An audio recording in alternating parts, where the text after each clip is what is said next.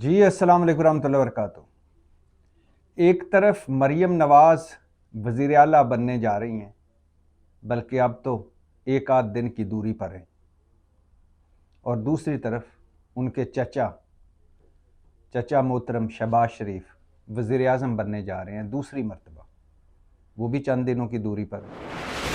और यूं house of शरीफ सारे के सारे वज़ीर आला तो कम अज़ कम बन गए। नवाज शरीफ साहब वज़ीर आला बने, शहबाज शरीफ वज़ीर आला बने, हमज़ा शहबाज वज़ीर आला बने, मरियम नवाज़ वज़ीर आला बनने जा रही। अब कैप्टन सफदर रह गए हैं और जुनैद सफदर रह गए हैं, और ये भी बन जाएंगे, कोई देर नहीं है। ये ज़रखेज़ चरागाह है मुल्क इन लोगों के लिए। हाउस ऑफ शरीफ पंजाब पर इन्होंने इतनी हुकूमत की है कि राजा रंजीत सिंह के बाद सबसे लंबी हुक्मरानी इनकी है। अब एक तरफ हाउस ऑफ शरीफ के मज़े हैं, तो दूसरी तरफ जरदारी साहब एंड कंपनी अयाशियों में है, मज़े में है, मौजें हैं, हुण मौजें ही मौजा। मुराद अली शाह तीसरी मरतबा, जहाँ मुराद अली शाह तीसरी मरतबा वज़ीर आला सिंध बनने जा रहे हैं, वहाँ आसिफ अली जरदारी साहब ने बिलावल हाउस से सामान पैक करना शुरू कर दिया है, और वह ऐवान सदर आ जाएंगे। अंदाज़ा कीजिए, आसिफ अली जरदारी सदर, शहबाज शरीफ वज़ीर आज़म, मरियम नवाज़ वज़ीर आला, पीछे बैठे होंगे रहबर और कायद की तरह, जो मरियम को चलाएंगे वो होंगे आला हज़रत नवाज शरीफ साहब। मुल्क वाकई नाजुक मोड़ पर है। मईशत, सियासत, इस्टेब्लिशमेंट, अदलिया, सहाफ़त, अवाम सब नाजुक मरहले पर है, और ऊपर से एक मरतबा फिर से उन्हीं के हवाले मुल्क किया जा रहा है जिन्होंने मुल्क को इस हाल में पहुंचाया है। ये सिर्फ करप्ट होते तो और बात थी, ये करप्ट भी हैं और नाहिल भी हैं। दुख की बात यह है। लेकिन जब इनके ज़ाती कारोबारों को देखता हूं मैं, जब इनके ज़ाती बिजनेस देखता हूं, जब इनके ज़ाती फैक्ट्रियां मिलें देखता हूं, कोई भी इन्होंने घाटे का सौदा नहीं किया। आसिफ अली जरदारी साहब सिनेमा हाउस से कहां तक जा पहुंचे हैं। 5 बर्रे आज़मों में जायदादें हैं, सरे महल तक खरीदे और बेचे। हाउस ऑफ शरीफ एक छोटी सी 10 मरले की भट्टी से, लोहे की भट्टी से कहां जा पहुंचे।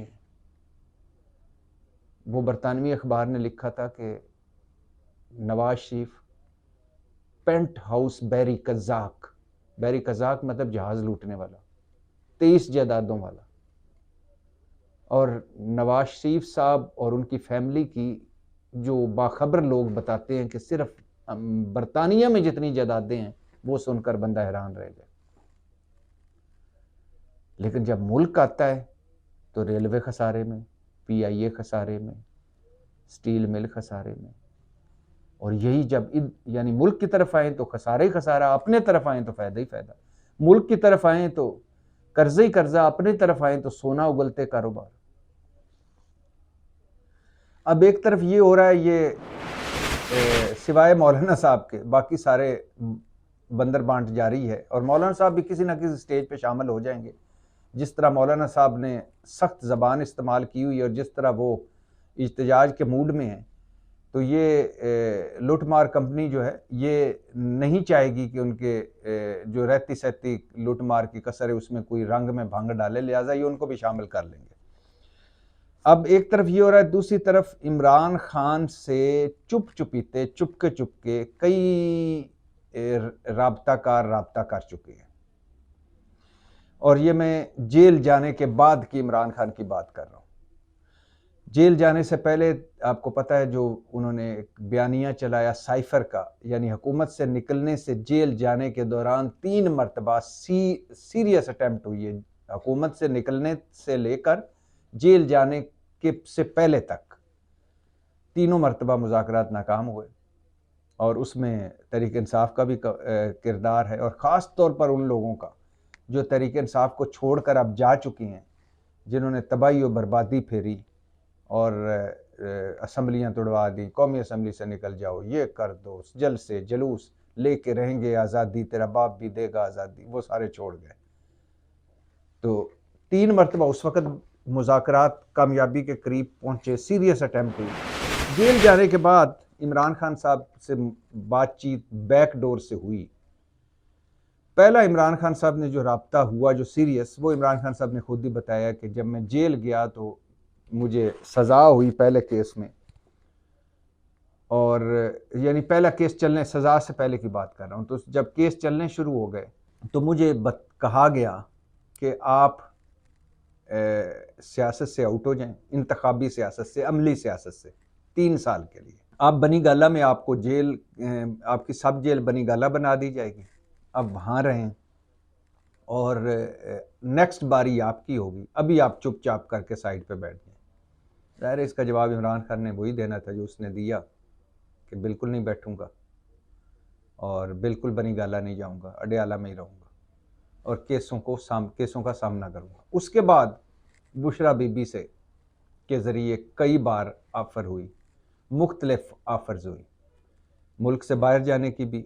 ये बुशरा बीबी खुद बताती हैं, उन्होंने बताया मुल्क से बाहर जाने की, इमरान खान मुल्क से बाहर चले जाएं इलाज के लिए, इमरान खान चुप करके बैठ जाएं, इमरान खान पार्टी किसी और के हवाले कर दें, इमरान खान अमली सियासत से आउट हो जाए, इमरान खान इंतखाबी सियासत से आउट हो जाए, इमरान खान के केसों सज़ाओं में कमी हो सकती है, केसों में कमी हो सकती है, बनी गाला बैठ जाएं, ज़मान पार्क बैठ जाएं, सेहत का बहाना बना दें तो हम उनको शिफ्ट कर देंगे यहाँ से, लेकिन अमली सियासत से आउट हो जाएं, पार्टी छोड़ दें, पार्टी किसी और के हवाले करें।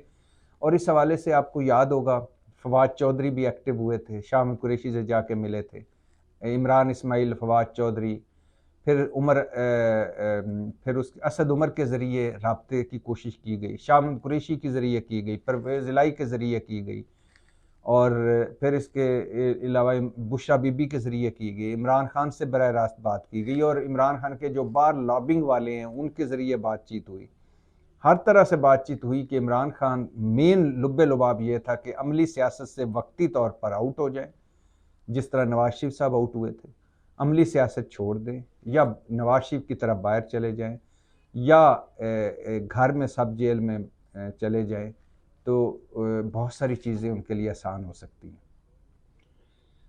और ये हमें लगती हैं कि ये 3 केसों में सज़ाएं हो गई हैं। अब नवाज शरीफ देखें कितनी सज़ाएं थी, नाअहली थी, क्या कुछ नहीं था, इश्तिहारीपन था, जायदादें ज़ब्त थी, पैसा ज़ब्त थे। आज देखें क्या हुआ है, ये करिश्मा साजियाँ देखें, आज वो फ्री मैन है और इमरान खान उनकी जगह पे बैठे हुए हैं। यानी मैं इसकी एक छोटी सी एग्जांपल देता हूँ। कैसरा इलाही, जो परवेज़ इलाही की एहलियाँ हैं, वो जब चौधरी शुजात के साथ पहली मुलाकात हुई, चौधरी शुजात की परवेज़ इलाही की, जब वो कोट लखपत जेल लाहौर में थे, तो चौधरी शुजात ने कहा कि आप प्रेस कॉन्फ्रेंस कर दें, या प्रेस कॉन्फ्रेंस नहीं करनी तो आप इतना प्रेस कॉन्फ्रेंस कर दें कि मैं तहरीक इंसाफ छोड़ रहा हूँ, मैं मुस्लिम लीग काफ में वापस आ रहा हूँ। तो कल शाम तक या परसों शाम तक आप भी बाहर आ जाएंगे, और जो आपका बेटा मोहन सिलाई बाहर है वो भी बाहर आ जाएगा, और केस भी खत्म हो जाएगा। ये कैसा इलाही ने खुद बताया।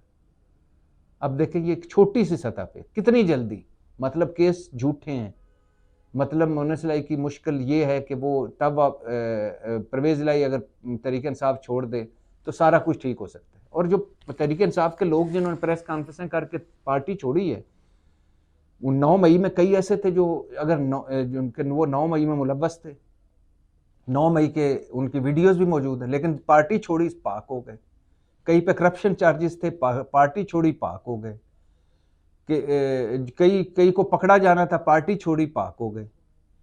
तो मतलब परवेज़ इलाही अगर वापस काफ लीग में आ जाएं तो सारे केस भी खत्म, सजाएं भी खत्म, वो भी बाहर और बेटा भी वापस। ये है इस मुल्क का हाल। तो इसी तरह इमरान खान को पहले खुद ऑफर की गई, फिर उनके दोस्तों के जरिए हुई, फिर पार्टी सियासतदानों के जरिए हुई, फिर बुशरा बीबी के जरिए हुई, लेकिन इमरान खान का हर मर्तबा यही जवाब था कि नो, बिल्कुल भी नहीं। और इस बारे में इमरान खान ने खुद भी कहा कि मुझसे जब भी रब्ता हुआ तो मेरा जवाब वही था जो आप सब जानते हैं कि नहीं। अच्छा, फिर एक और बड़ी सीरियस अटैम्प्ट हुई अभी जब इलेक्शन जीता गया, इलेक्शन इमरान खान ने जीता, जो अभी बहुत सारा धांधला करके उनको उनकी सीटें कम की गई हैं, कोई 50-60 सीटें कम की गई हैं। यानी इतना धांधला हुआ है कि नवाज शरीफ अपनी सीट हार गए। कहा जाता है नवाज शरीफ अपनी सीट हार चुके हैं, दूसरी भी। इतना बड़ा इतना बड़ा वेव चली इमरान खान की। और सियासी तजिया निगार कहते हैं कि ये भुट्टो से बड़ी 70 वाली जो वेव थी उससे बड़ी वेव थी। भुट्टो पे कोई पाबंदी नहीं थी, यानी भुट्टो पे ये पाबंदी नहीं थी कि कोई उनके उम्मीदवार पकड़े जा रहे थे, तजवीज़ कुनिंदे तईद कुनिंदे पकड़े जा रहे थे, कागजाती नामजदगी छीने जा रहे थे, उनकी पार्टी तोड़ दी गई थी, उनकी पार्टी तितर बितर हो गई थी, उनको रैली कार्नर मीटिंग तक की इजाज़त नहीं थी, उनके मुतहर्रिक जो कारकुन उनको नहीं पकड़ा गया था, उनका इंतखाबी सिंबल नहीं लिया गया था, उनकी टीम सी नहीं थी, उनके पास प्लेइंग फील्ड नहीं थी, वो खुद अंदर नहीं थे। तो ये सब कुछ भुट्टो साहब के साथ नहीं हुआ, और जितनी उनकी मकबूलियत थी उससे डबल मकबूलियत थी इमरान खान के साथ ये सब कुछ होकर। तो जब इलेक्शन हो गया तो पाकिस्तान पीपल्स पार्टी ने बिलावल भुट्टो की शदीद ख्वाहिश पर, सुना जा रहा है, एहसन इकबाल और लतीफ़ खोसा के ज़रिए राब्ता किया इमरान खान से और कहा कि आप हमारे साथ मिलकर हुकूमत बनाएं, हम मुस्लिम लीग नून के साथ हुकूमत नहीं बनाना चाहते। पीपल्स पार्टी और पीटीआई हम मिलकर हुकूमत बनाते हैं, आपके केस भी ख़त्म होंगे, हम सदर आसिफ जरदारी बनेंगे और सियासी कारकुनों को भी रिहा करेंगे, आपके केसों को भी विदिन एक ख़ास टाइम में ख़त्म हो जाएंगे, आप इक़्तिदार में भी आएंगे, आपकी पार्टी के लिए भी रिलीफ होगा और हम मिलकर आगे बढ़ते हैं। बिलावल भुट्टो ने कोई एक हफ्ता तक अपनी जो सेंट्रल एग्जीक्यूटिव कमेटी की मीटिंग रोक के रखी, इस वजह से कि इमरान खान से राब्ते हो रहा है और इमरान खान अगर यस का जवाब देते हैं तो फिर वो कमेटी पार्टी की मीटिंग होगी, फिर उसके बाद बातचीत होगी और फिर हम पार्टी में रखेंगे और इसको ऐलान करेंगे। लेकिन इमरान खान ने यहाँ भी जवाब उनका नहीं था। उन्होंने कहा कि जब मेरा एक बयानिया है, जब मैं समझता हूँ कि आप और मुस्लिम लीग नून वाले इस मुल्क में लूटमार और करप्शन की बड़ी वजह है, इन दोनों के साथ इत्तेहाद नहीं हो सकता। हालांकि अगर इमरान खान को जो ऑफ़र की गई थी, रवायती सियासतदान होते, पहुँचे हुए बुज़ुर्ग होते, तो सेहत का बहाना बना के बाहर भी जा सकते थे, चुप करके बैठ बनी गाला साहब जेल हो जाती, वहाँ वॉक करते, अयाशियाँ करते, 3 साल बाद दोबारा आ जाते जैसे नवाज शरीफ साहब आए। बुशरा बीबी के ज़रिए कोई जो मुज़ाकरात हुए उसमें बेहतर कोई रास्ता सा एक बेहतर निकाल के तो निकल जाते पतली गली से, या पीपल्स पार्टी के साथ इक़्तिदार शेयर कर लेते और कहते कि ये मुश्किल वक्त है, इसमें मेरा मैंडेट चुराया गया है, लेकिन लिहाजा मैं पीपल्स पार्टी के साथ ना चाहते हुए बैठकर और हुकूमत बना रहा हूँ, और फिर अपनी मुश्किलें आसान कर लेते। लेकिन इमरान खान ने मुश्किल रास्ता लिया और इमरान खान ने 76 साल तारीख बदली है। कैसे? ये मैं कोई तारीफ़ नहीं कर रहा, हकीकत बयान कर रहा हूँ। इमरान खान ने इलेक्शन साइंस बदल कर रख दी इस इलेक्शन में। इमरान खान ने स्टेटस को तोड़ कर रख दिया। इमरान खान ने 76 साल मुल्क की तारीख बदल दी और इमरान खान ने 11 इंतखाबात, इससे पहले 11 इंतखाबात मुल्क में हो चुके हैं, उनकी तारीख बदल के रख दी। खुद जेल में, इलेक्शन जीत लिया। टीम सी थी, इलेक्शन जीत लिया। इंतखाबी निशान के बिना पार्टी थी, इलेक्शन जीत लिया। प्लेइंग फील्ड नहीं थी, इलेक्शन जीत लिया। रवायती इलेक्शन मुहिम नहीं चलाई, अरबों रुपए या करोड़ों अरबों रुपए नहीं लगाए, इलेक्शन जीत लिया। खौफ, डर और क्रैकडाउन के बावजूद इलेक्शन जीत लिया। इमरान खान की पार्टी अब इलेक्टेबल से आज़ाद हो चुकी है, आम आवाम की पार्टी बन चुकी है। परवेज़ खटक को जिसने हराया है उस लड़के को देख लें, जो केपी में लोग जीते हैं अक्सरियत उनको देख लें। शेर अफजल मरवत कभी सोचा जा सकता था कि ये इतनी लीड से सैफुल्लाह को केपी में हराएंगे? इसी तरह सलमान अकरम राजा जीत चुके थे। यास्मीन राशिद कभी सोचा जा सकता था कि जेल में बैठ कर नवाज शरीफ को हरा देंगे? आलिया हमजा शहबाज को हरा चुकी थी मुबैना तौर पर, और लेकिन जो वोट इलेक्शन कमीशन ने दिखाए वो भी कभी सोचा जा सकता है कि 1 लाख वोट लाहौर के हल्के में कोई एक खातून लेगी जो जेल में होगी, जिसने एक दिन भी कंपेन नहीं चलाई, और वो भी हमजा शहबाज के मुकाबले में। तो इमरान खान ने साबित किया कि वो खंबे को भी खड़ा करें तो वो जीत जाएगा। इमरान खान ने साबित कर दिया कि वो जेल काट सकते हैं, बैसाखियों के बिना सियासत कर सकते हैं। इमरान खान के बारे में कहा जा रहा है कि एस्टेब्लिशमेंट की बैसाखियाँ ये जब नहीं होंगी तो ये ख़त्म हो जाएगा। 2 दिन जेल में रहेगा तो होश ठिकाने आ जाएंगे। आज 206वां दिन है उसे जेल में, और कोई बैसाखी के बिना मुल्क की सबसे बड़ी पार्टी है। और इमरान खान ने साबित किया है कि उनकी पार्टी में मौरूसियत नहीं है। इमरान खान जेल में था और वो चाहता तो बुशरा बीबी को पार्टी सौंप देता, कि वो चाहता तो अलीमा खान या किसी बहन को टिकट दे सकता था, वो चाहता तो किसी बुशरा बीबी को टिकट दे सकता था, अलीमा खान को, किसी को भी रिश्तेदार को दे सकता था। और इमरान खान ने साबित किया कि अभी भी वोट के ज़रिए तब्दीली लाई जा सकती है।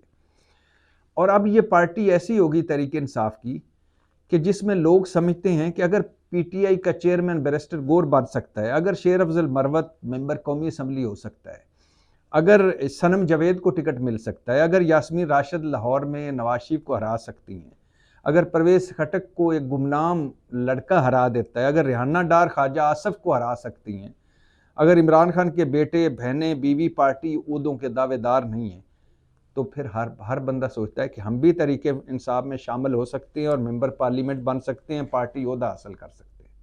और यही इमरान खान की कामयाबी है। और ये भुट्टो से बड़ी वेव थी जो इस इलेक्शन में नज़र आई, जिसने 76 साल तारीख बदल के रख दी, 11 इलेक्शन की तारीख बदल के रख दी।